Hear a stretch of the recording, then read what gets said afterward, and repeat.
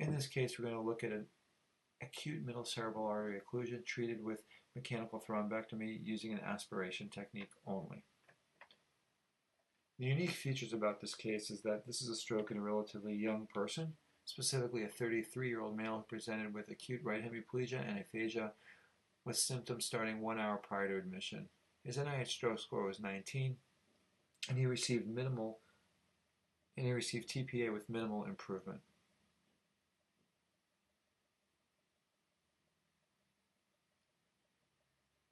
CTA demonstrated a left middle cerebral artery occlusion with increased time to peak in the middle cerebral artery territory. No areas of infarction were seen. Here we can see on the CT angiogram the M1 cutoff confirming a left MCA occlusion.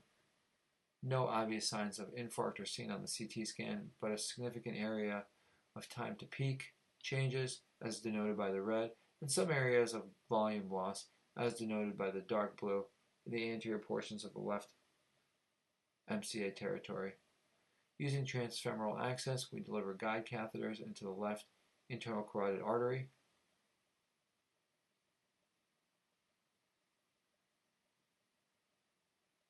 Here we can see distal guide positioning over a 035 glide wire. Angiography confirms the middle cerebral artery occlusion.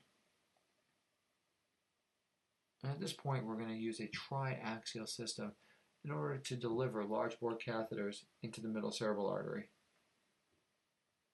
We begin using the J-shaped wire so we can cross the occlusion blindly and safely and minimize our risk for perforation. We then bring the microcatheter over the microwire and use this system to climb with a large bore aspiration catheter.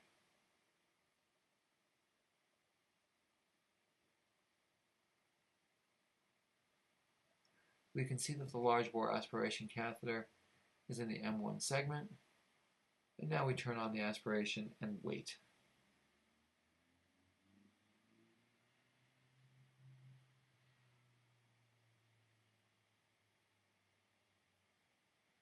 Once a few minutes have passed, we slowly remove part of the aspiration apparatus and assess with angiography.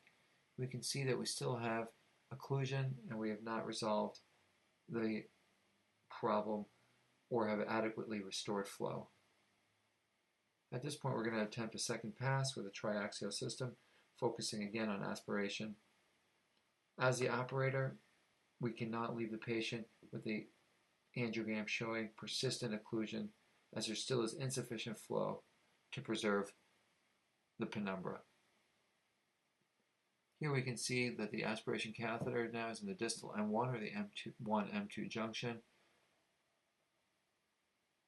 At this point, we hook our aspiration tube and again allow several minutes of aspiration as we slowly pull back the aspiration catheter.